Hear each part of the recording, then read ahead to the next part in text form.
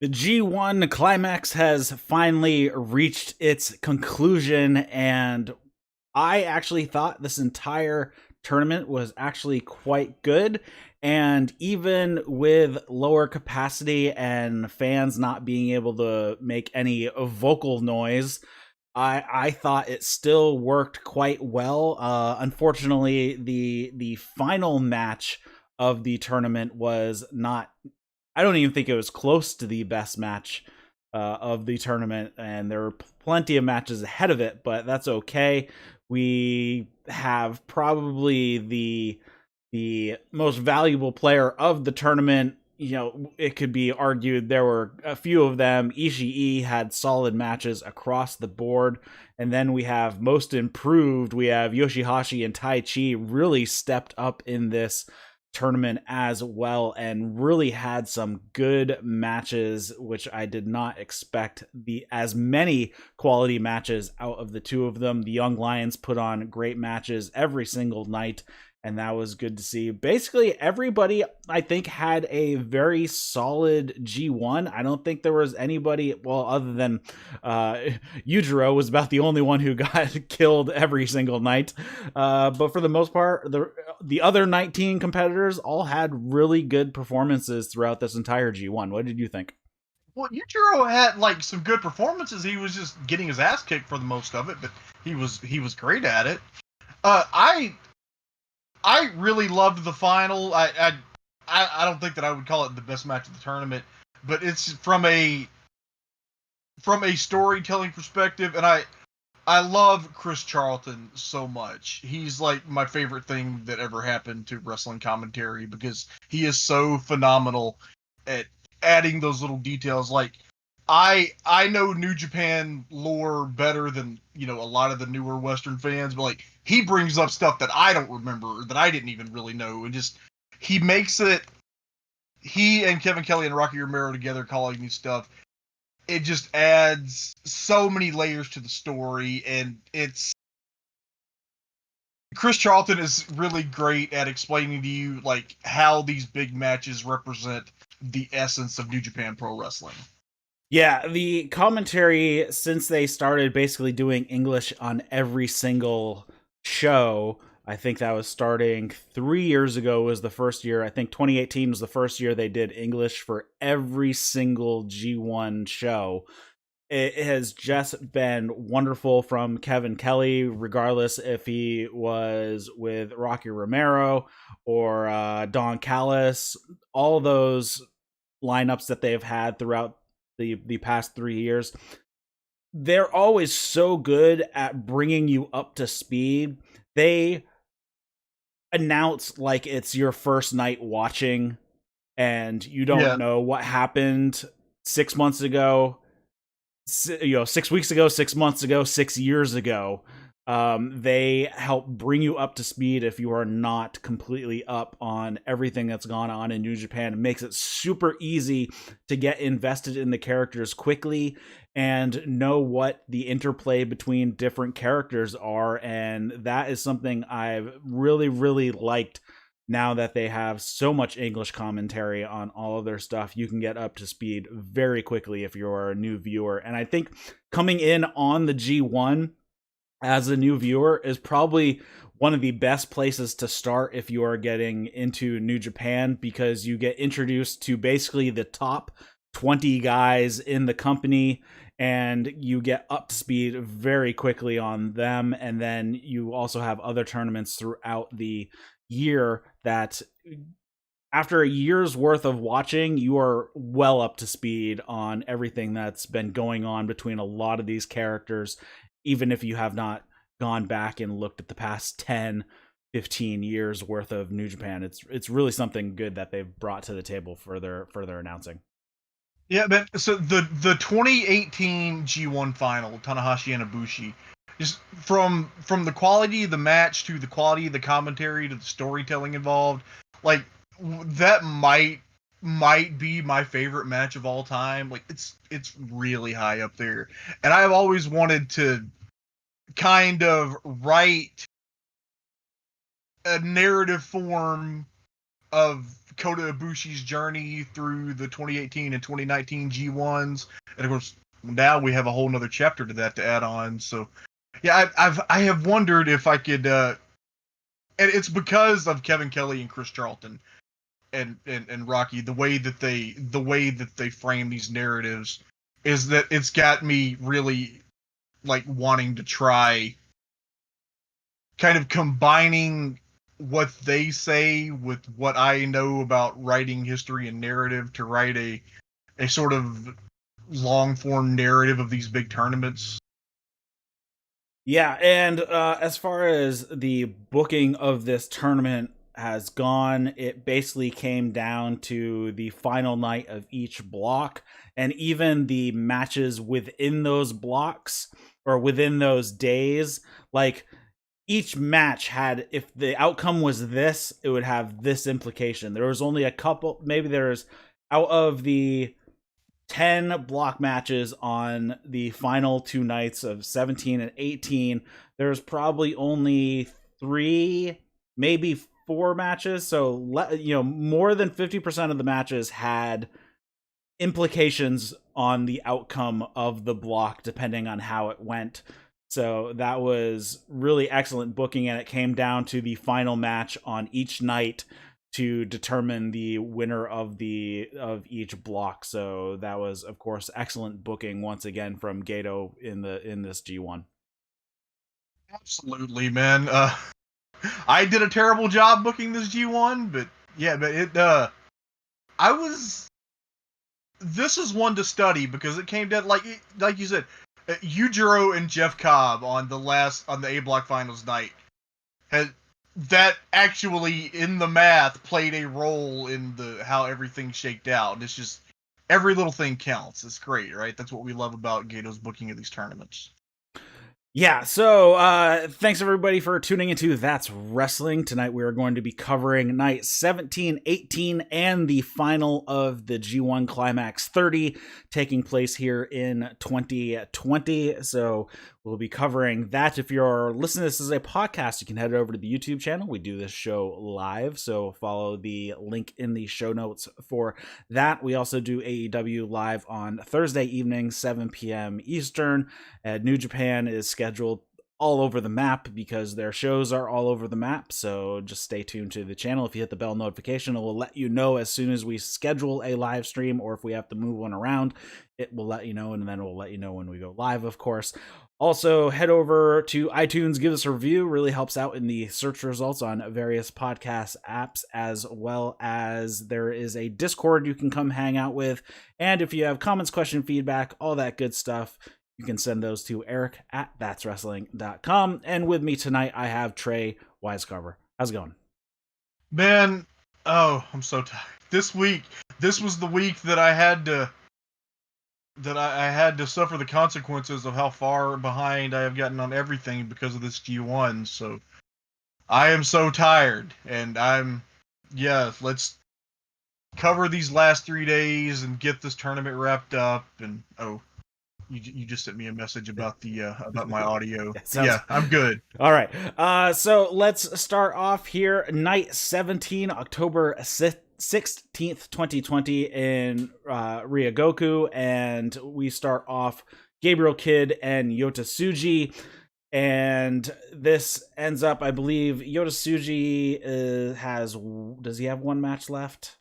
Yeah, so this is his last match, and then Gabriel Kidd and Uemura both have a match after this. So Gabriel Kidd has 2 matches here, so he could possibly get up in the C block. They actually start out super aggressive and work a really fast pace to start off. These two have been kind of slowly growing in hatred towards each other, or at least aggression towards each other.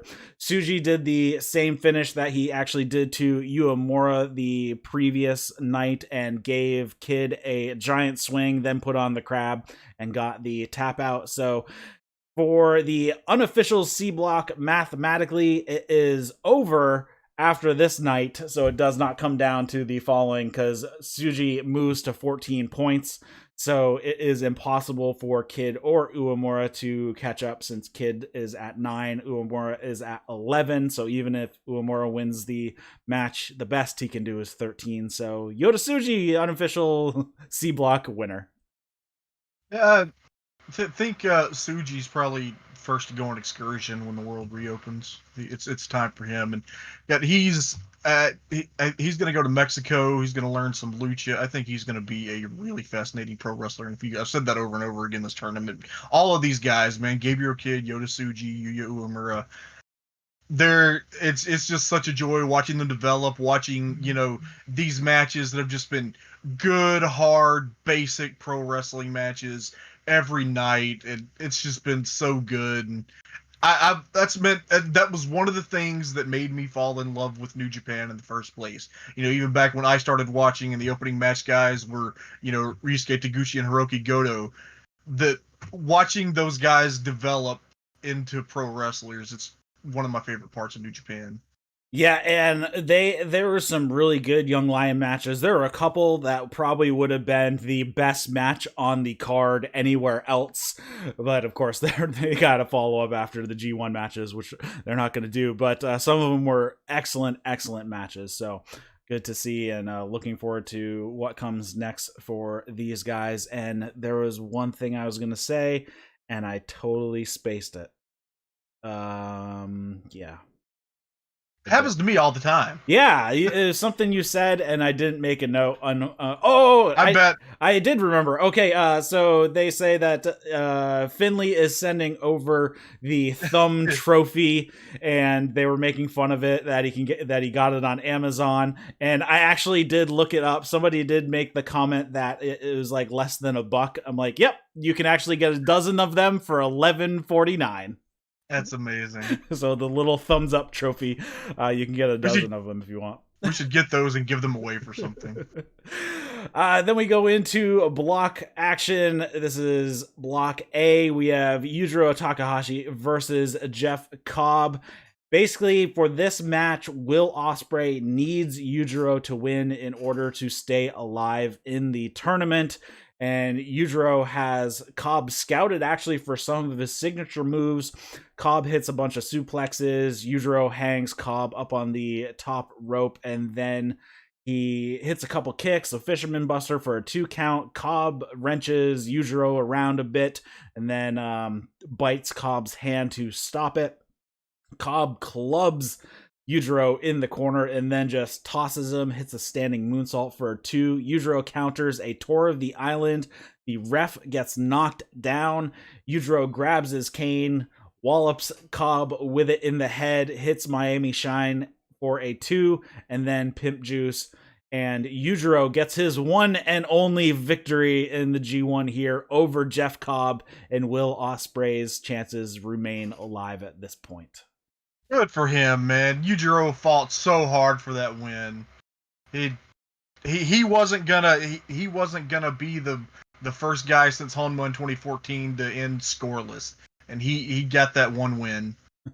Yeah, this was a good match. This match I'd say exceeded expectations just a little bit.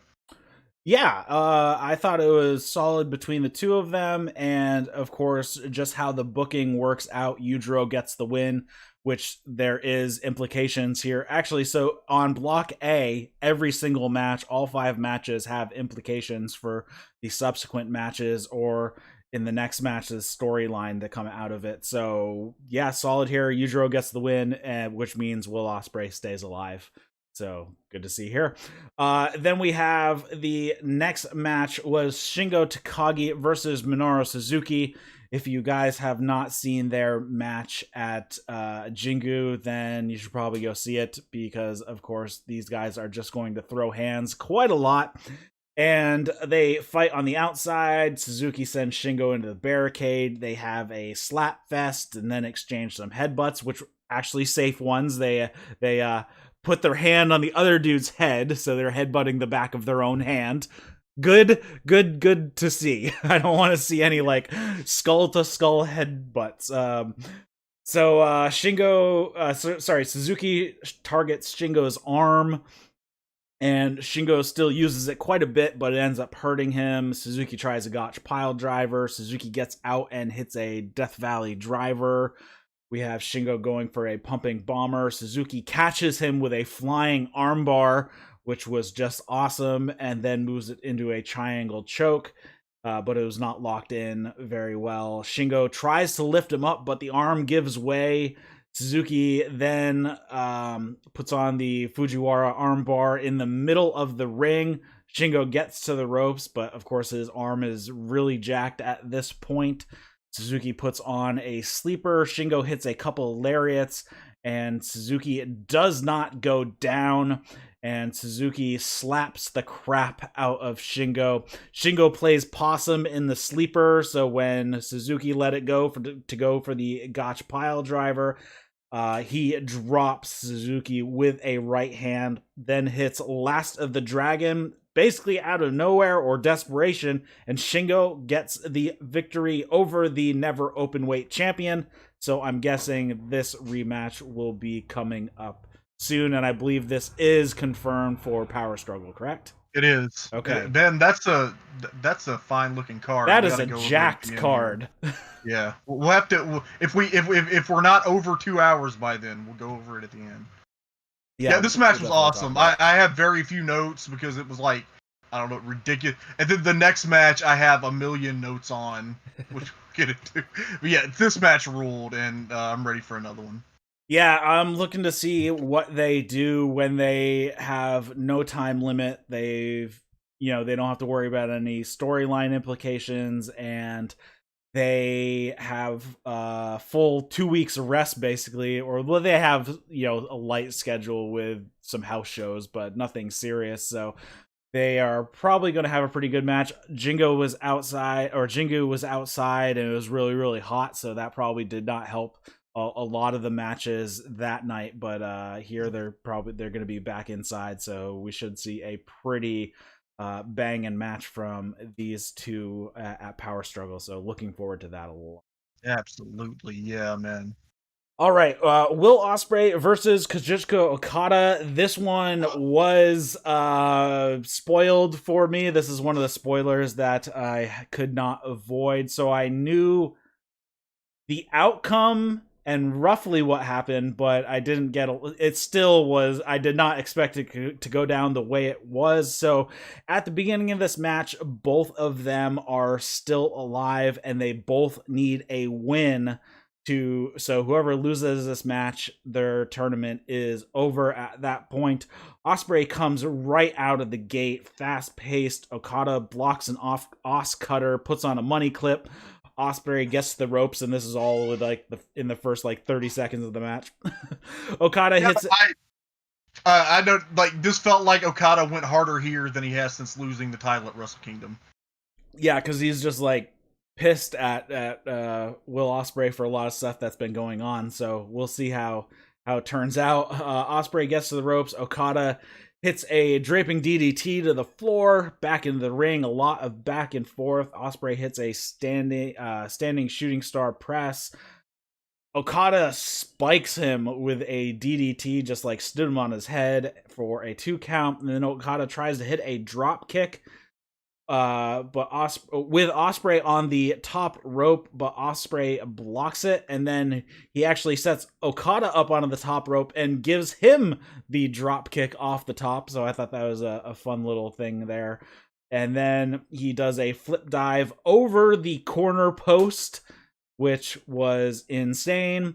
I believe that was a call out to. God, I forgot the first guy's first name. His Smiley, right? Who passed away. He's a wrestler. Oh, I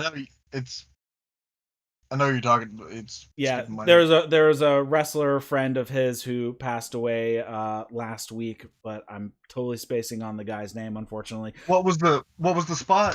It was the jump over the corner post. The dive over the corner post. Oh my God. I'm trying to think. I know. I feel like I should know the answer to this one. I think his last name was either Smiley or Smiles. Something like that. He hits a forearm to the back of the head, off the top rope. Ospreay wants to go for a Stormbreaker, but Okada sits out. They throw a ton of forearms, bunch of high speed rope running spots with Ospreay countering Okada's drop kick into a power bomb. Ospreay hits 3 awesome head kicks. Okada ducks a hidden blade, and then Okada hits a pull-in lariat, drop kick, tombstone, puts on the money clip, and after he goes out, okay. I totally like skipped a spot that happened here. I got it here. So he gets out of it. He slaps Okada and says, "I'm just as good."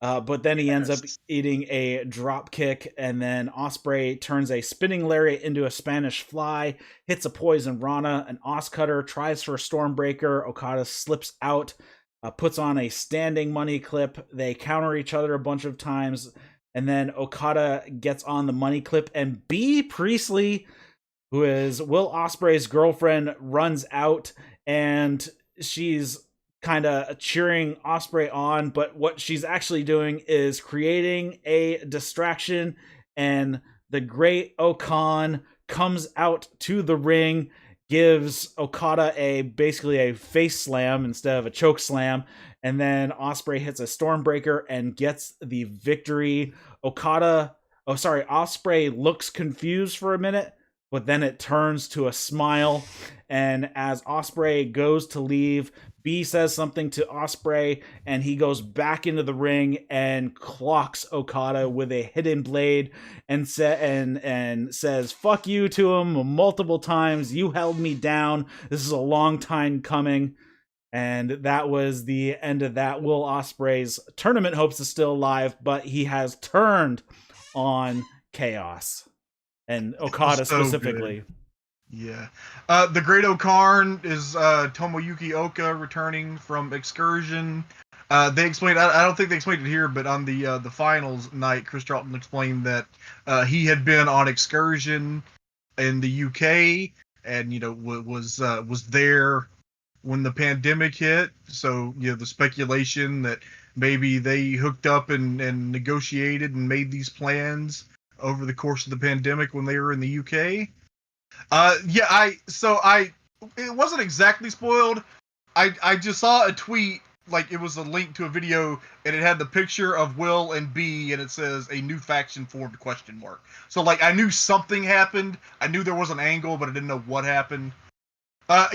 You did a really awesome job recapping this match. I have nothing to add except dude, just these guys, 2 of the absolute most outstanding performers in the business. Just holy shit, this match was great. I don't know how you are supposed to turn Will Ospreay heel. It's like his style is so babyface, but okay, it is. But and I don't want to get into real life stuff, but Will Ospreay is kind of a shithead. So I can completely. This works for me.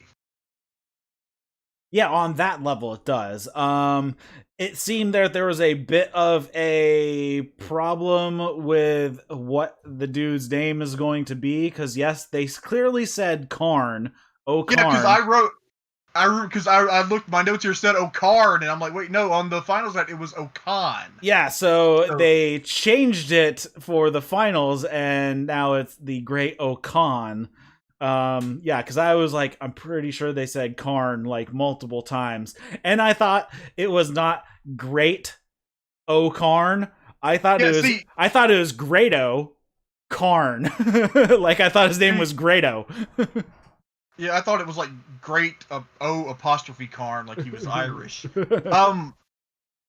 This had the vibes of Bad Luck Fale returning to form Bullet Club with Prince Devitt all those years ago. I wonder if this faction is going to have representation in New Japan and Stardom, and that's why B is here. It could be. I heard that there were talks that B is still full time with Stardom, but will be in New Japan for really big stuff. Yeah, they're owned by the same company, right? So I don't know if we're gonna see it go back and forth. Of course, I'm curious. Right, but I just meant like, Yeah. B and maybe some partners would represent the faction in Stardom. Sure. Yeah, and I believe they are calling it the Empire. That's what it seems like. Yep. So this should be interesting. I'm sure there'll probably be some others added to it. There were rumblings that this spot was actually originally going to be Jeff Cobb. So we may be seeing him going into the faction at some point as well. So I guess we'll see how that. I would not mind him going into a heel faction and being actually having like two heavies, I guess. What do you think? What about like Robbie Eagles? Do you think that he should go with Will? Or he seems like so white meat babyface though. Because that's why it didn't work with him in Bullet Club, and I like him so much. But hey, you know what? A babyface Eagles against a heel Ospreay would be fucking awesome. Yeah, that would be great if he stays in Chaos. If Robbie Eagles comes back, he's still in Chaos, and he's like one of the guys that helps out. Obviously, Okada is in Ospreay's sights here as well, so we'll definitely see how it plays out. And this is just like one of the many fractures that looks like is going to happen amongst a lot of the factions in New Japan over the next few months to year. I have a feeling we're going to have splits of Bullet Club. Obviously, we've already seen turmoil within Chaos and members leaving. So we will see how that all plays out. There's obviously strife within Suzuki-gun as well between Taichi and Suzuki. So that's also another faction that could have some strife in the future as well. I am predicting that at New Year Dash, there will be an angle that completely reshapes the faction makeup of New Japan. I think LIJ might be the only one that sticks with its current, possibly gaining, but I don't see anybody else leaving. Sanada, I guess Sanada's on the bubble for that, but I don't see Hiromu leaving Naito, and I don't see Shingo leaving Naito. So at least those three, I'd say, are probably still stuck together, and Sanada's... she's not going anywhere. Sanada's an outside on it, so... Ibushi's not going anywhere. Next up, we have another solid match. We have Kota Abushi versus Taichi. This was one of the best matches I have ever seen, and there was one move in the entire 15 plus minutes that they went, or it was almost 20 minutes, I think. They just kicked the crap out of each other. They threw, I believe the final count was 158 kicks between the two of them. And there was only one other move attempted in the middle of this match, was an attempted suplex. They basically start off kicking each other in the thigh, and they just no-sell it. They just trade back and forth, back and forth. Then they start hitting running kicks to each other or boots to the face. And then that is all that I wrote. And that is all that's happened in the first 5 minutes. I did not know what was to expect for the rest of the match, but they continue going. They sit down at one point and trade kicks to the back. And then they're both starting to limp eventually, and then they go right back to trading leg kicks. They have to use the ropes at one point to pull themselves towards each other, and then they both have a hand on the other, keeping them steady so they both can stand. And Ibushi moves. Ibushi drops, Taichi gets dropped to his knees. Ibushi hits a buzzsaw kick and then hits the Kamigoye, and it's over. Ibushi moves to 14 points and his tournament stays alive. This match was just crazy. Yota Tsuji had to give Taichi a piggyback ride to the back. Kota Abushi, as soon as the bell rung, he realized, oh, my leg is screwed, and just collapsed. and then he limped his way to the back. This match was awesome, and this is a match that I am going to remember from this G1. Yeah, I think these are the most severe looking leg kicks that I've ever seen in a work situation. Ibushi walked out, just came through the curtain looking like he was ready to kill a motherfucker. I was about 2 minutes into this match when I checked Twitter like an idiot, which, by the way, I had already done several times between the show happening and watching it. But this was the time that I just happened to see a post that said explicitly who won the A block. So given the scenario, I knew the results of the next two matches because there was only one way that could have gone.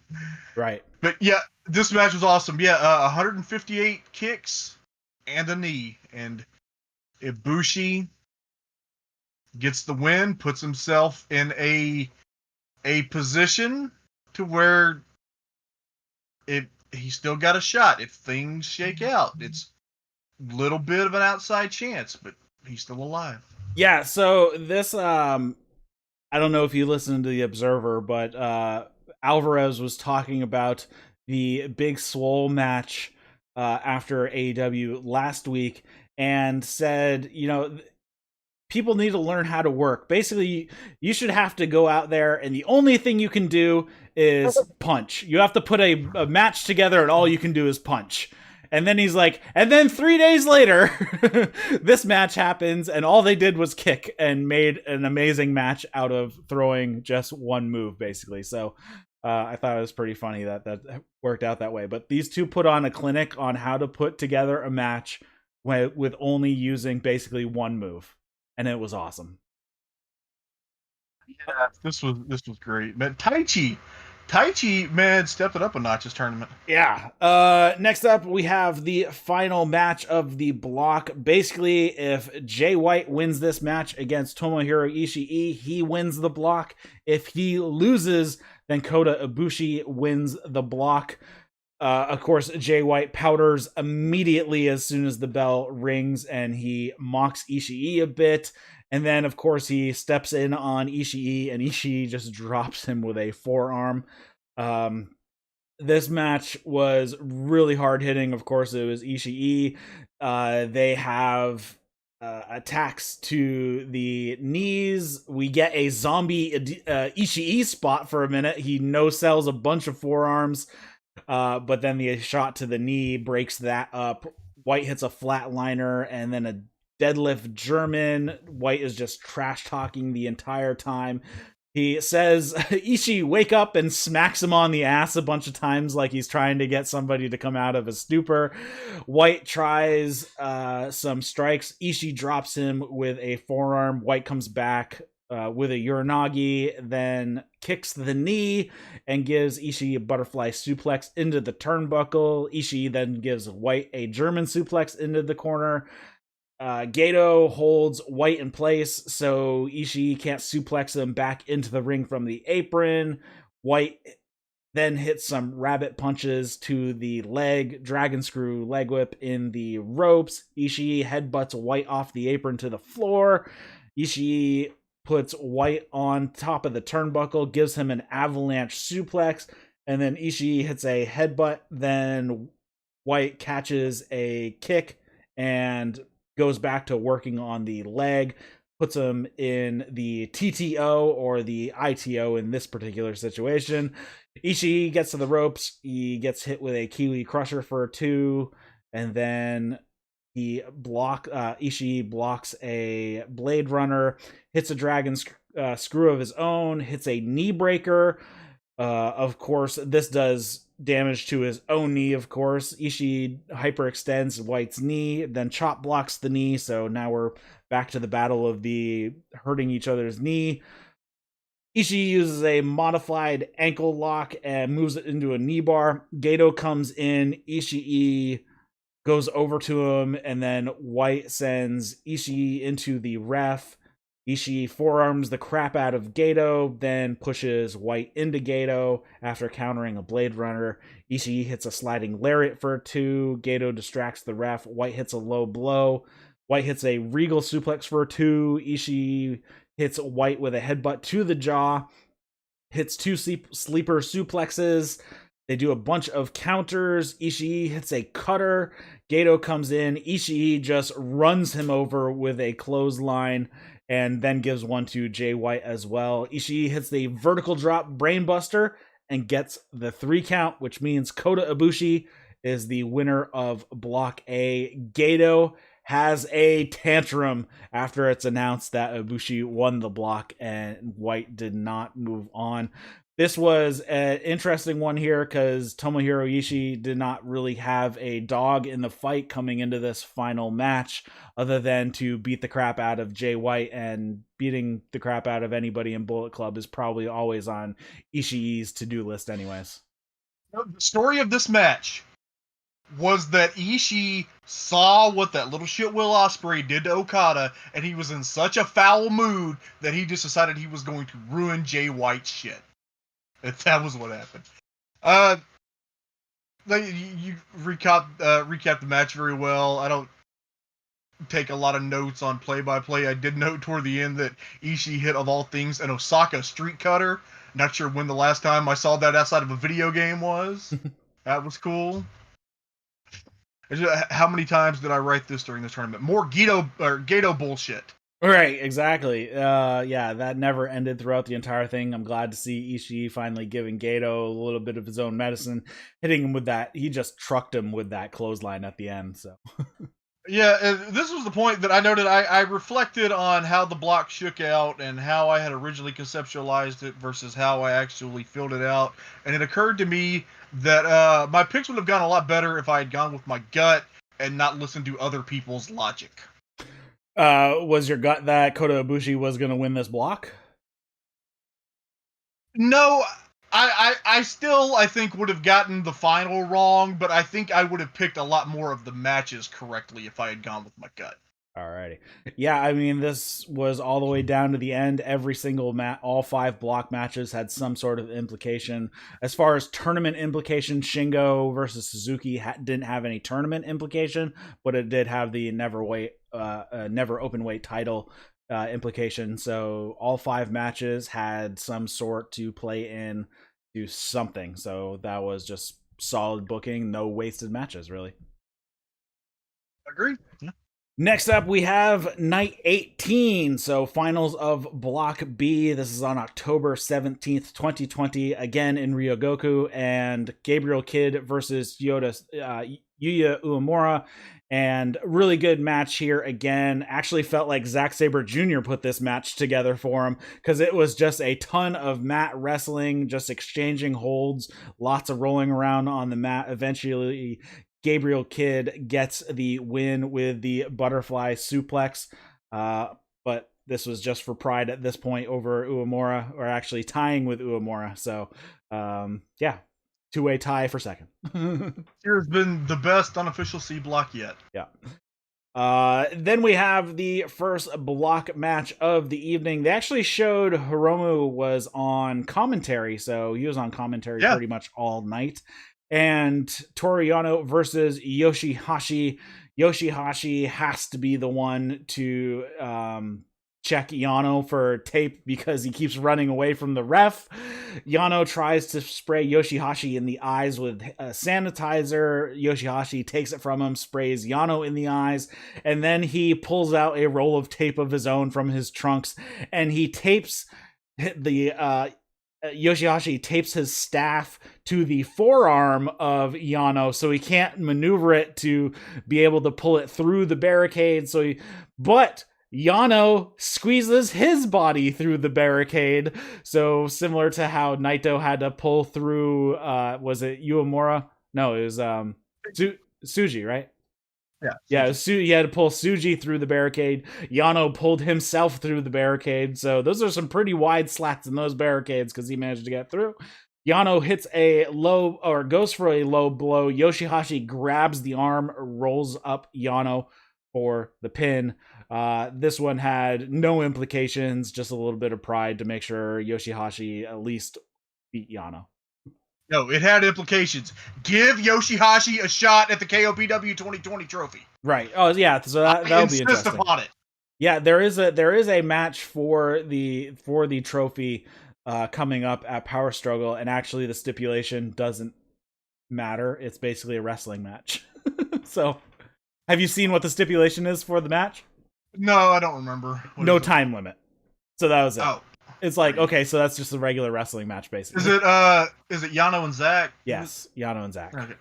So I'm hoping Zack takes it off of Yano, because we need somebody holding that. Okay, I'm going to get off topic for just a second. You get me back on. Zack needs to win that thing, and then on NXT UK lately, they've been doing this Heritage Cup with British rounds matches, and it's so fucking awesome.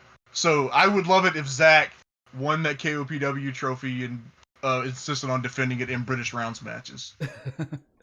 Yeah, we'll see how that goes. Next up we have, there wasn't really much of that match. That was basically it. Hirooki Goto versus Juice Robinson. I believe there was no tournament implications out of this one either. So this was a basically, let's get as many points as we can, so at least we're invited back to next year's G1. Solid back and forth from them. Juice targets Goto's arm, which has been taped up this entire tournament ever since the first night. I believe it was Zack Sabre Jr. that basically tweaked his shoulder. And Juice is in control for a lot of the match. Goto tries to make a comeback. Juice just cuts him off, hits a cannonball to the corner, sets up Goto on the top rope, gives him a suplex. Goto manages to avoid the Joliet jackhammer and hits a neck breaker. And then they collide with clotheslines until Goto picks up Juice for a Ushigoroshi. Goto counters a Pulp Friction. They meet in the middle. Juice drops Goto with a right hand.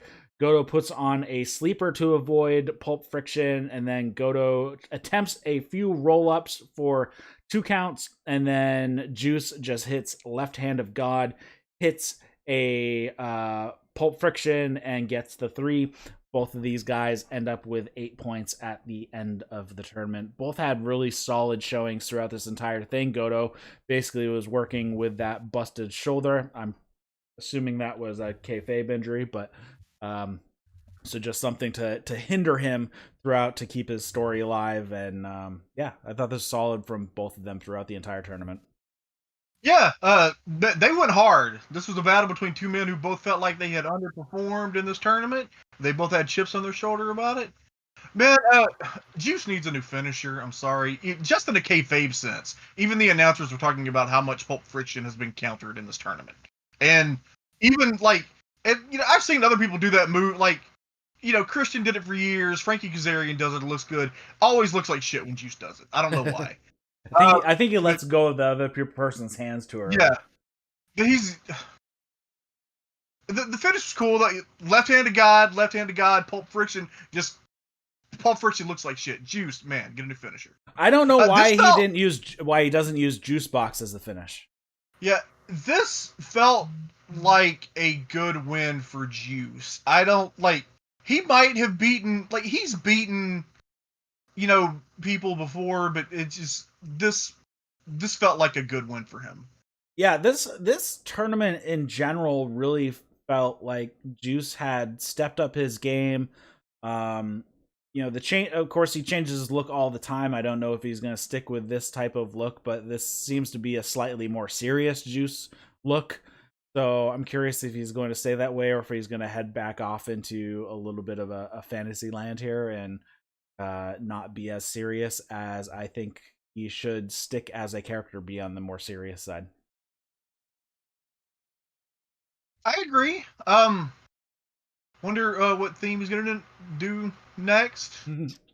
Yeah, I guess are we assuming that Finley's gonna come over for World Tag League? That's what it sounds like. That Finn Juice will be a team, so they'll be defending their title. So looking forward to that. I think Juice was gonna have a much bigger 2020 before everything happened, and yeah, man, Juice is on the rise. I think. This felt, and it could be, they'll go back and forth, and Goto's always going to have his spot, but, this kind of felt like maybe Juice has surpassed Goto in the rankings at this point. Yeah, I'd say so. Goto's obviously up there, getting up there in age, at least for working the schedule that they've been working. His style though does lend for a slightly longer career because he doesn't do a ton of high flying and stuff. It's a lot of strikes and groundwork. Meltzer, like 10 years ago in The Observer, referred to him as perennial bridesmaid Hirooki Goto, and I haven't been able to get out of my head ever since. I always think of him as the perennial bridesmaid. Hey, some people just that's where they slot in. There's nothing wrong with that, especially when you're working for one of the biggest wrestling companies in the world, and you're still playing in the top of the card, even if you're not the top of the card. I do think that, like, and I think it would be a fun booking challenge, maybe for like a TEW game or something, man. I think, and I know that like not everybody should get the IWGP Heavyweight title, and I agree, but I think that Goto should get it, like, at least just to have it once.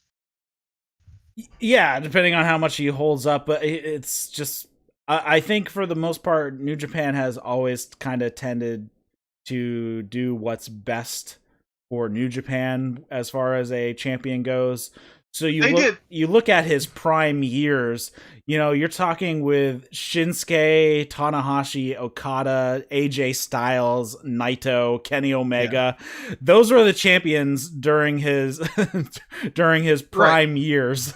But I always remember Manabu Nakanishi got his one win it and lose it back reign when he was way past his prime. So you never know. Yeah, very true.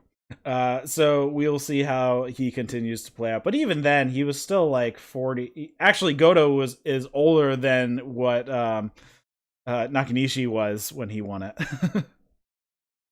Really? Yes. I would not have suspected. Yep, Nakanishi got it when he was 42, and I believe Goto is 43. Wow. Yeah. So. Goto, like, he hasn't aged in. Oh no, he's 41. So I guess he could barely sleep. So he could sleep in there, I guess, or sweep in there, I guess. No, I don't think he's gonna sleep in there. We'll sleep. All right. Next up is a match I did not write a ton about because not a ton of high spots happened, because this was Hiroshi Tanahashi versus Zack Sabre Jr.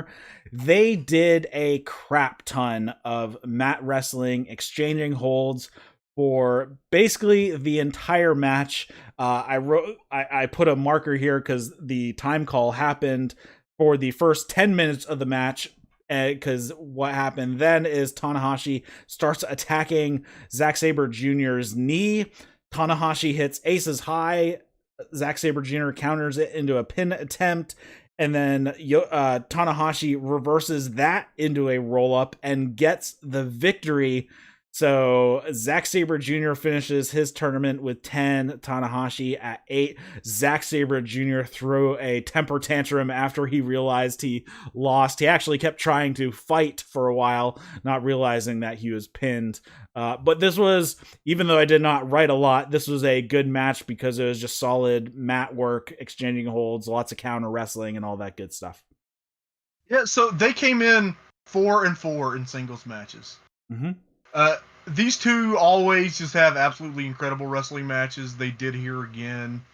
And just the finish bit, Tanahashi went for aces high. Zack turned it into a cross arm breaker. Tanahashi cut it back into a cradle. And Tanahashi pinned Zack for like 10 seconds. It was beautiful. Like, it kind of just did. So, I'm wondering who was it that they said was wanting to team with Tanahashi in Tag League this year? Because if Ibushi's going to Wrestle Kingdom, it's probably going to be the end of our Ibushi Tanahashi versus Dangerous Techers program. So I missed if they said it. They said it at some point just in passing, and I cannot remember. Okay. Yeah, I don't know. I'm guessing they're... Jeff Cobb? Oh my god, that would be good. Yeah. I don't know when they're going to announce the World Tag League. Probably after Power Struggle. Probably right after is probably when it's going to happen, yeah. So yeah, solid match here. Both of them, their tournament has been over. So then we go into the final two matches. And we have Kenta versus Tetsuya Naito. Naito has to win this match to stay alive. Kenta is incensed that Naito is taking so long to take off his entrance attire, just like how Yano was for the same thing. And then, of course, as soon as the match starts, Kenta rolls to the outside, back into the ring. He tries a quick roll-up attempt for a 2 count. Bit of chain wrestling. Kenta grabs the briefcase, places it on the outside of the ring. I thought this was a genius setup for this spot. Naito starts attacking Kenta as he's trying to come back into the ring, but he's in the ropes. So the ref is trying to pull Naito off so Kenta can get back into the ring. Naito pushes the ref down, so Naito caused the distraction. Kenta whacks Naito in the head with the briefcase that he had kept below the ring apron sightline. So Kenta takes control for a bit. They go back and forth. Kenta hits the basement dropkick in the corner. Naito escapes a GTS. Kenta blocks the swinging DDT, hits a Falcon Arrow for a 2. Kenta drops Naito with a knee, and then Naito hits a Poison Rana, and then does a few sets of pull-in elbows, and Naito hits a Rana off the top rope, then hits Gloria for a 2 count. Kenta hits a draping DDT for a 2, Psycho Knee for a 2, and then Kenta hits like 6 slaps in a row. Naito reverses the GTS into a DDT, a reverse DDT at the 20-minute mark. So again, Naito going over 20 minutes. They throw a bunch of strikes. Naito hits Valentia and then goes for Destino, but Kenta puts on an inside cradle, and Kenta gets the victory over Tetsuya Naito to eliminate Naito from the tournament, and I'm guessing this will set up some sort of match between them in the future because he just pinned the double champ. Yeah,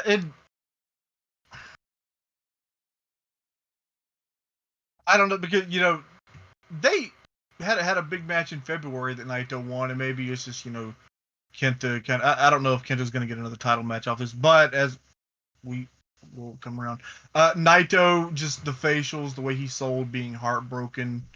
Kenta, that was a beautiful, tight inside cradle. I think Kevin screamed at the finish, and the English audio feed died for a second. There were some audio problems on these last few shows because it was Kevin and Rocky and Chris doing it live with Kevin Kelly in Pennsylvania and Rocky in Los Angeles and Chris in Tokyo. So. I'm curious what software they're using, because some software cuts the other people and puts the loudest on top.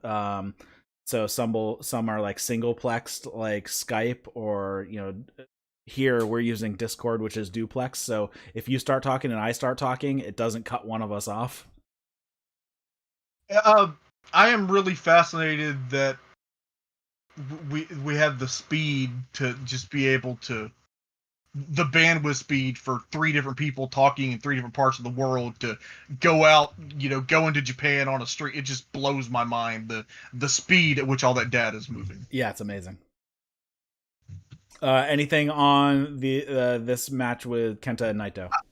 It was good. I liked it. It was almost 5 a.m. when I watched it, so I didn't write a lot either. But very good. Then we go into the final match. It comes down to these two. Basically, they hold their destinies in their own hands. The winner of this match will win the block, and this is Evil versus Sanada. Also, a draw or no contest goes to Evil as well. So Sanada has to win. Evil just has to not lose. Is basically how it goes. Evil just wants to play some games, really, and just kind of messing with Sanada. Sanada stays calm and sends Evil packing as soon as they exchange for the first time. Evil takes more time on the outside. Of course, we have Dick Togo. He trips Sanada.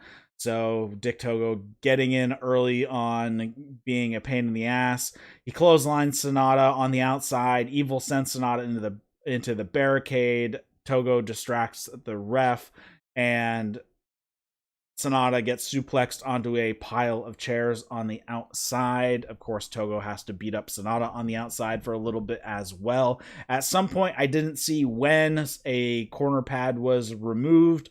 I'm guessing it was within this sequence because that's been the pattern of these matches with Evil. I don't know who removed it. They kind of alternate who removes them. Sanada hits a drop kick to the knee and then a suplex to try to gain some momentum. Sanada hits another drop kick and then a crossbody over the top rope to the floor, and he throws Dick Togo into the ring and puts him into Paradise Lock, and then Evil comes into the ring and he puts Evil in a Paradise Lock right next to Togo. He should have just left Togo right there. I don't know why he just didn't leave Togo in the Paradise Lock. It would have made sense, but he drop kicks both of them and releases them. Afterwards, Evil hits the ref assisted thrust kick, and then Sanada escapes a Darkness Falls attempt, hits a springboard drop kick, then locks on Skull End. Evil manages to escape. Sanada gives him a draping neck breaker, then a tiger suplex with a bridge for 2. Sanada misses a moonsault. Evil runs Sanada into the exposed turnbuckle twice and then hits a backbreaker. Then Evil sets up Sanada on the top rope, hits a superplex. Then Evil puts on the Scorpion Deathlock. Sanada gets out of that. Evil hits Darkness Falls for 2, goes for everything as Evil. Sanada turns it into a TKO. Sanada moonsaults into a Skull End.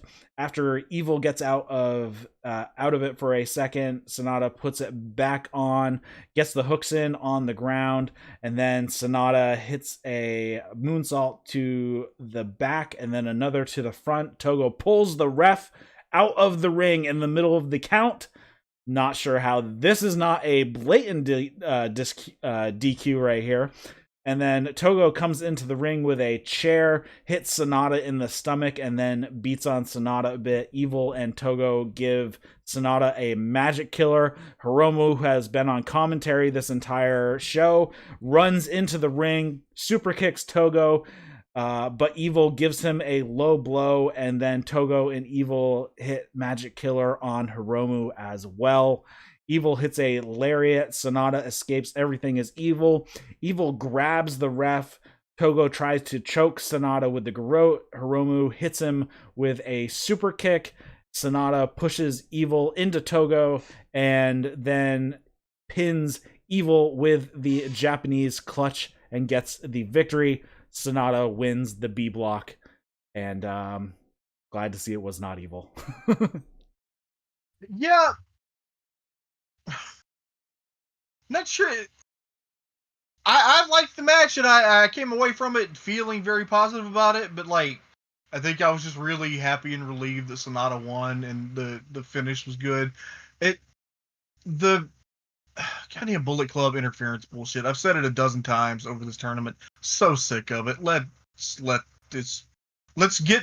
do Evil and Jay at Wrestle Kingdom with the ultimate Gato and Togo trying to out fuck each other, and then let's move on and do something else. Well, hopefully the explosion of the Bullet Club, we might get some relief from that, hopefully. Never know. But yeah, this was a solid match, and good to see Sanada moving on. We move on to the final night of the G1 Climax 30 in 2020. This is October 18th, also in Ryogoku, and basically they had a bunch of multi-man matches leading up to it. So we have some storyline implications, so I'll just run down those. We had El Desperado, Doki, Taichi, Zack Sabre Jr. versus Tomohiro Ishii, Toriano, Yoshi-Hashi, Hirooki Goto. So if you notice, not only are the heavyweight tag champions in there, but so are the never open weight 6-man tag champions. Dangerous Techers hit Yoshi-Hashi with the Zack Mephisto and put Doki on top of Yoshi-Hashi for the win, even though Doki was on Dream Street from a previous move to him. After the match, Suzuki-gun just beats up all of Chaos, and Doki looks like he wants to challenge for the never openweight 6-man titles. So that basically came out of that. I was a little like, man, Yoshi-Hashi has shown all this growth, and now he's getting pinned by Doki. But it was the Zack Mephisto that beat him, right? And it was to lead to, I think it's at one of the Road to Power Struggle shows, Goto, Ishii, and Yoshi-Hashi against Taichi. Actually, Zack, I believe it was Doki. the show this morning. Well, at least this morning for us. So probably about 12 hours ago at this point. I have not watched any wrestling since the G1 final. That's the kind of week it's been. I watched AEW, but I haven't even watched AEW yet. Then next up we had Yoshinobu Kanemaru and Minoru Suzuki versus Hiromu Takahashi, Shingo Takagi. Hiromu pins Kanemaru with the time bomb after the match. Shingo and Suzuki just keep going at it, and Hiromu indicates he wants a shot at the junior tag titles. So, currently held by Kanemaru and El Desperado.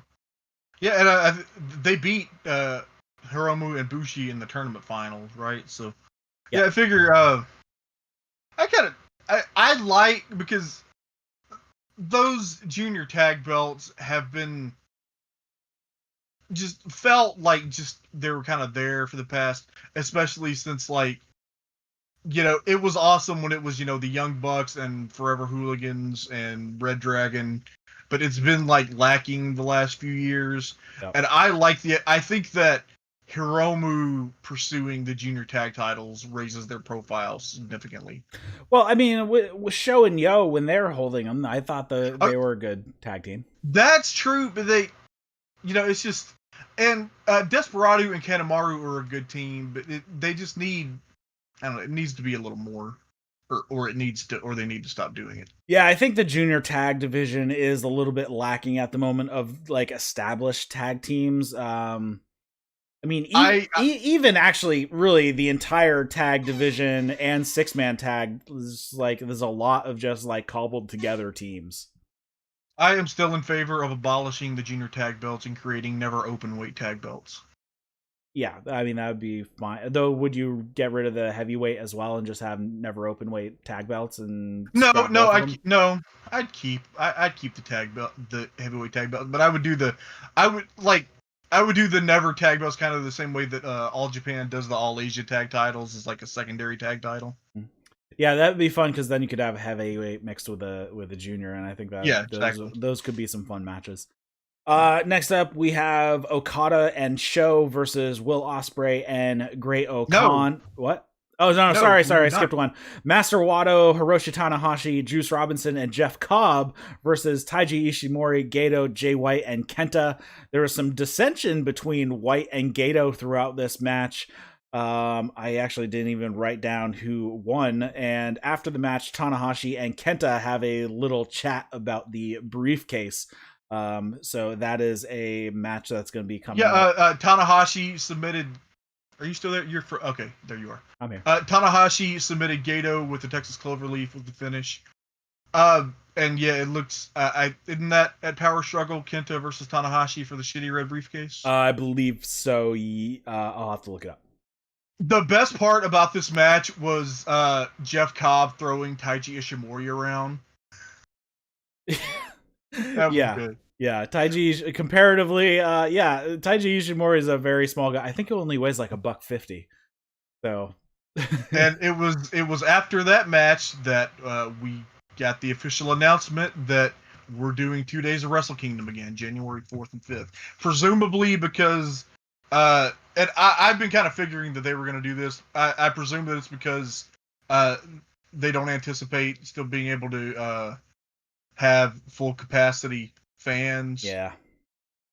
And so running back-to-back Tokyo Dome shows, they'll get the equivalent of...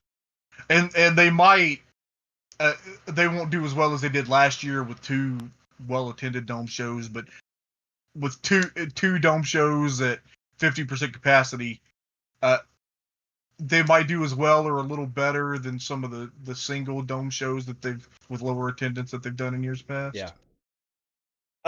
Next up we have Okada and Sho versus Will Ospreay and Great-O-Khan, with B Priestley at ringside. Priestley actually gets involved in some of the match. Okada attacks Ospreay immediately. He is pissed. Ospreay and Khan win with Ospreay submitting. Yes, Ospreay submitting Sho. Yeah. Okada, usually calm, cool, and collected, was pissed off. That was entertaining to see. I guess B interfering is going to be a thing now since we got to have more of that. Yeah, you usually don't see a ton of... One, you don't really see a ton of female managers / valets anyways in New Japan, and you almost never see them get involved. I think Brandy is the last one that I've seen involved, when she got involved with Cody matches once in a while, but and Maria before that. Maria before that. And here we have B, who is like a legit wrestler, who's a really good wrestler, so should be interesting how much she gets involved. And I'm curious if we'll ever see women's matches in New Japan at some point. I don't think so. I mean, I think that they might continue doing like a Stardom offer match at Wrestle Kingdom, and I wouldn't be opposed to it. I wouldn't be opposed to them doing like joint shows with Stardom, but just Japanese women's wrestling has always had its own promotions, and that's and I see the argument that I see the argument to the contrary, and I don't know the right answer, but I don't know. We'll see. Stardom, I try to watch Stardom. It's just one of those things that like I would watch more of if I had unlimited time, Right, yeah. You kind of have to pick and choose these days because there's just so much access to everything.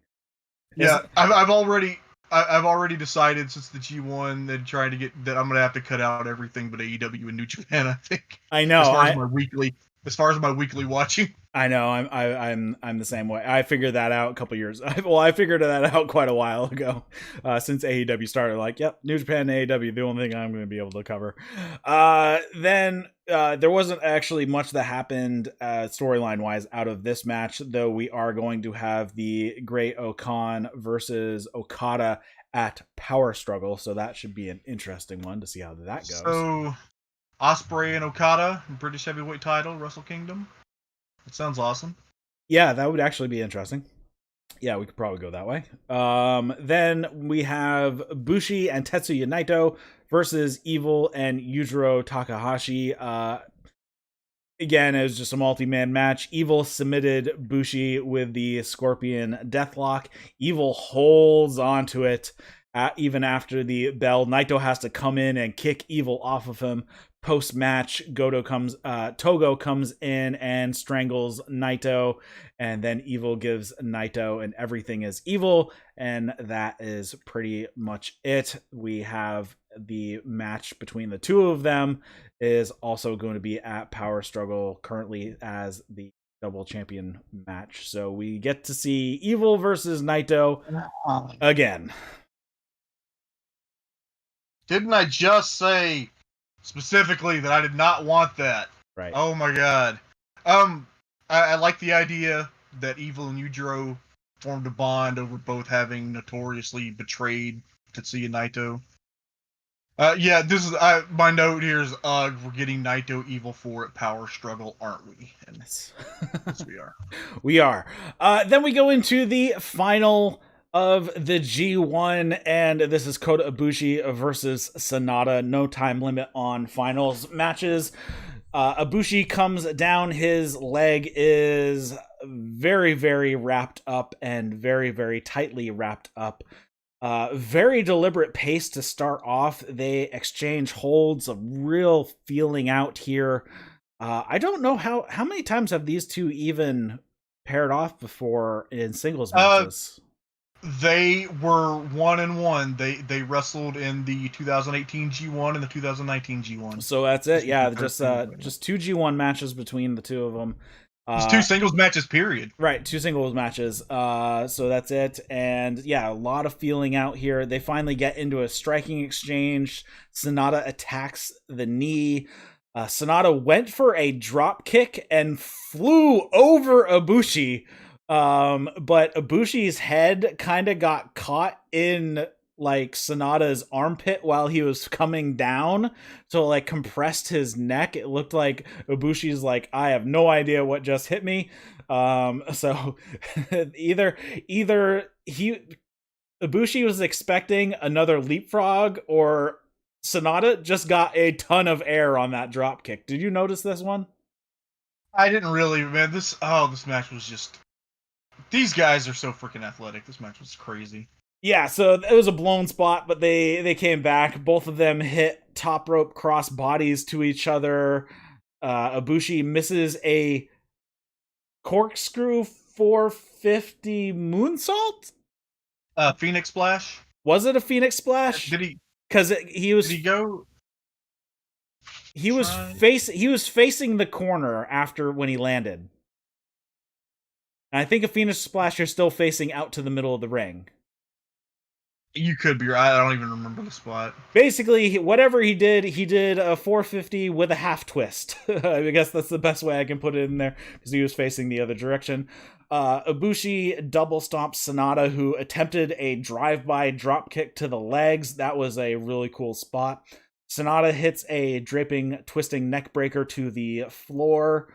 I believe Chris Charlton called it something else, but it was not. It was breaker. What did he call that? Oh, I wish I remembered what he called it. The exchange strikes back into the ring. Tons of forearms. Ibushi turns a springboard missile drop kick from Sanada into a power bomb, but he collapses as well and can't get over there for the pin. Ibushi then hits a regular power bomb for a 2 count. Sanada hits a drop kick to the knee. Ibushi fires back with a lariat. Sanada hits a tiger suplex with a bridge for 2. And then Sanada is his own worst enemy. He let go of a skull end to go for the moonsault. Ibushi moves out of the way, hits a high kick and then a bomaye, and Sanada hits a pop-up TKO, which was really awesome. Then he hits a moonsault to the back, and then Ibushi gets his knees up for a second moonsault and totally screws his own leg. Sanada puts on a skull end. Ibushi counters and hits a bastard driver for a 2 count. And then Sanada... That felt devastating. I don't think, has he used the bastard driver at all in this tournament? Maybe once. Not in this tournament. It feels like they were saving it. Oh, it was just, it felt devastating. I love the bastard driver. I mean, Chris Statlander uses it as her finisher as well, but she calls it the Big Bang Theory. But the bastard driver, how can you not love that? It's amazing. Yeah, it's a great move. Sanada tries multiple pin attempts. I'm pretty sure Ibushi was late on kicking out of one of them. He was way late on the kick out, but it's still only a 2. Ibushi hits a high kick, V-trigger, Kamigoye, 1, 2. Sanada kicks out of the Kamigoye, but Ibushi pulls down the knee pad, hits another Kamigoye, and gets the victory. So we have Kota Abushi back-to-back G1 wins. Okay, so I got a little bit to go through here. First off, you neglected to mention we were blessed by the presence of Mr. G1 himself, Masahiro Chono. Yes. He said some words to the crowd before the audience, and then he was there to present Ibushi with the trophy after the match. Sanada has channeled Keiji Muto a lot in this tournament. He did in this match as well. Ibushi, I was in kind of a Shinya Hashimoto mode, man. He was in heavy strike mode. I love the part Ibushi did an ode to Chono with an STF, but Sanada got the ropes. But I like what Rocky suggested here, that Ibushi had gotten knocked loopy and didn't know what to do, and just looked over at ringside and saw Masahiro Chono and thought, oh, I guess I'll do an STF. They teased the Golden Triangle, which he hasn't done in forever, but Sanada came like off of the floor to the apron to try to do a drop kick, and Ibushi just stomped him to death. That was awesome. Yeah, when Sanada went for the skull end and let go to go for the moonsault, he deserves to lose now. Hate a dumb baby face. Yeah, like that is he's been his own worst enemy by letting go of the skull end to go to the moonsault instead of just letting the ref stop it. Yeah, I mean, so after the Bastard Driver spot, they fought over the Kamigoye, and then Sanada went for cradle after cradle after cradle, and then holy shit, the near fall off of that Okada roll. Was that the one you talked about that looked like it might have been too late? Oh yeah, Ibushi kicked out way after 3. And then Sanada kicking out of Kamigoye, and then and this is another way. This is the essence of New Japan Pro Wrestling. Okay, the basis of strong style. This is the company founded by Antonio Inoki. The idea of strong. We've seen it so much in this tournament. You and I have talked about it over and over again. All these the goal being that you fight and then any blow at any time can end the match. That's been a lot of this tournament. And then Sanada kicking out of the Kamigoye. It was the first time it didn't work, and what does Ibushi do? He just does another one and wins. I loved this match. I loved it a lot. So if we have Ibushi, by the way, only the third man to win back-to-back G1s following Chono in 91 and 92. He's also the only one to be in 3 finals in a row. The only one to be in 3 finals in a row. Was the other one Tenzon? Tenzon being the other one to win 2 in a row in 2003 and 2004, which were like those were my first 2 G1s when I first started following New Japan. So Ibushi was beat to shit. Like Sanada was already gone to the back before Ibushi made it to his feet. Yeah. Oh, it was just so good. Ibushi, I won't give up, I won't turn my back, etc. Like, how is this? He's the best babyface in the world. How does he have such a sense of drive and purpose? Like, how do I get some of that? Yeah, I mean, he is great. There's been a little bit of people being like, well, why did he go back to back? Why isn't it Sanada's turn? And there's plenty of time for Sanada. Sanada's only like 31, 32 years old, something like that. And also, it's not about whose turn it is. Right. My God, I hate people who don't understand the purpose of booking. It is not about whose turn it is. Yeah, and I mean, even when it's coming up to this, figuring out what to do. Kota Abushi, he's pushing 40 here. Sanada, he's only 32 years old, so he's got plenty of time still left to run at the top of the card. So I don't see any problem there, and obviously he is super over. I think he just with Sanada, I think he just needs to get kind of the charisma thing down. Like, I think that's kind of something that he tends to lack. Like, he just he does have the calm, cool, and collected, but I think Okada does that way better than he does, because he also at least shows some emotion later as well. So I'm curious what Sanada's trajectory is going out of this G1 and where he'll be going in the next year or two. Dude, Shinsuke Nakamura was the most bland, colorless, shapeless wrestler until he found his personality, and then he was the most charismatic wrestler in the world. Sanada really came out as one of the top wrestlers in the world in this tournament, and just so much to be proud of. He is just wrestling on the level, and he has been for a few years, but he really just performed great in this tournament. So, if we're doing back-to-back nights at Wrestle Kingdom, yep, I predict, I could be wrong, I've been wrong a lot lately, night 1, Naito versus Ibushi for the heavyweight title. Yep. Night 2, Naito versus Sanada for the Intercontinental title. That is what I was going to say, but swapped on nights. But yes. Could be. But yeah, I think that's going to be it. And we got Jay White interrupting Ibushi's post-match celebration, which was kind of funny because they shared a Zima and talk. Ibushi's just the ultimate babyface. He's like, yeah, come on, let's go anytime. So yeah, that'll be the match at Power Struggle since Jay White did beat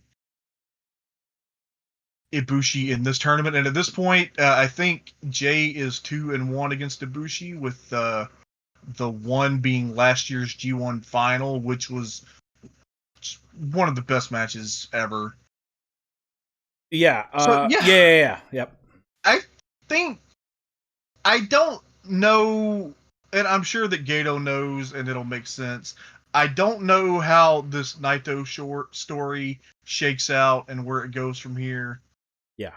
But like, this has got to be Ibushi's time, right? I would think so. Yeah.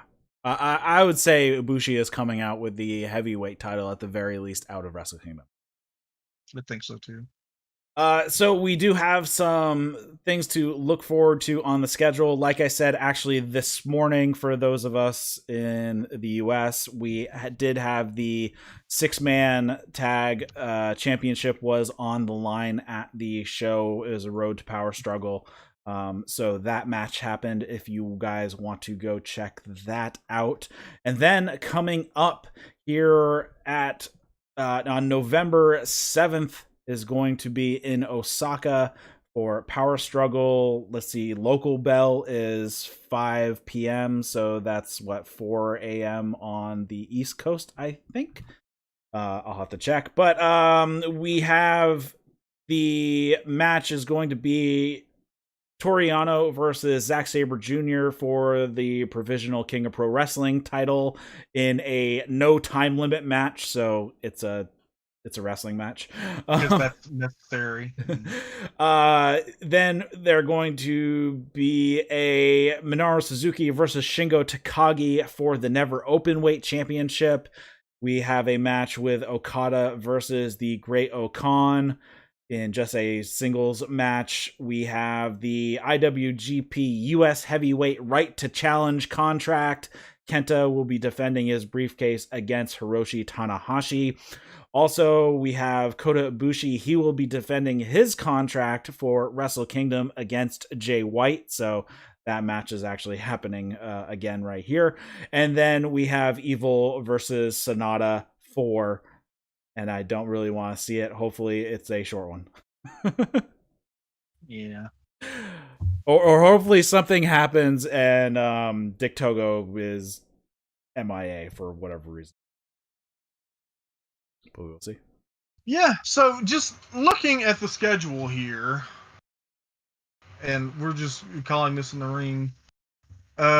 We have the Road to Power Struggle. We have this show. We have 2 more shows that are on World that will be next Sunday and Monday. So maybe like Tuesday, do we want to cover these Road 2 shows and preview Power Struggle? Yeah, I mean, if there's any big matches on them, I would. There aren't actually any cards on the schedule, yeah. So or we'll check it out. When we do Power Struggle, we can just discuss, if there was anything noteworthy on the Road 2 shows. Yeah. You know what? They're probably sick of us, and they could probably use 2 weeks off from us. So. Right? I could use 2 weeks. Yeah. I put out like 5 podcasts in 5 days the last week. So, So we have Power Struggle on November 7th, and then we go into the World Tag League and Best of the Super Juniors starting November 15th. and that will run through December 11th, and that's as far as out as their schedule goes currently. I'm guessing they'll have a pretty decent break around Christmas. Might have like 2 shows after Christmas leading into Wrestle Kingdom. That tends to be the case. They have a couple shows at the end of December, so we'll see how it plays out. Right now, there's no card announced for anything other than that 6-man that happened this morning, so that would be about the only other match that I can currently see us covering with any sort of implications prior to Power Struggle, unless they have another, I don't know, a junior tag match at some point. But because there isn't so the junior tag match is not on here. There is no heavyweight tag match on here as well. Well, Zack Sabre Jr. is in one of the matches, so that's not going to be on Power Struggle anyways. So we might see either a junior and or a heavyweight tag match sometime on the road shows as well. So we'll just keep an eye out for those. Could be. Anything else you want to cover before we wrap it up here? We survived the G1, man. We did survive the G1 late in the year G1. Next year will be the same thing, though. It's going to be late in the year. It's so much harder. It's so much harder for me. Oh my god. Yeah. It's because I'm a PhD candidate and a teacher, and all of my stuff was running an academic calendar, and it's always been a part of my life that the G1 would finish up and then the semester would start. And this has just gotten me all messed up. Hopefully next year, though, they can do live English on all the shows, but that makes it so much easier to digest the G1 because you can watch it the day it happens.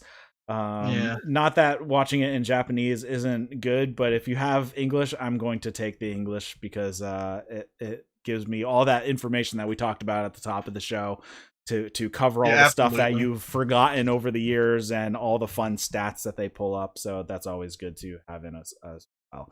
So you have changed your Twitter handle, and I can't remember what it is. I updated it in the show notes, but it is at Wrestling Clio, CLIO. All right, you can find me there. I got that in there.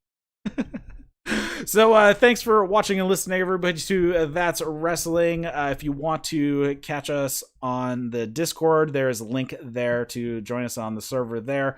Also, if you're listening to this podcast, we do these shows live over on YouTube. So if you follow the link in the show notes and head over and subscribe, that would really help out. Head over to iTunes, give us a review. That really helps out with the search results. Comments, question, feedback, discussion topics, whether on New Japan or AEW, you can send those to Eric at that'swrestling.com. You can also snag the RSS feed over there if you can't find it in your favorite podcast app. And I believe that is pretty much it. So for Trae Wisecarver, my name is Eric LaRoche. You've been watching and listening to That's Wrestling. See you later, guys.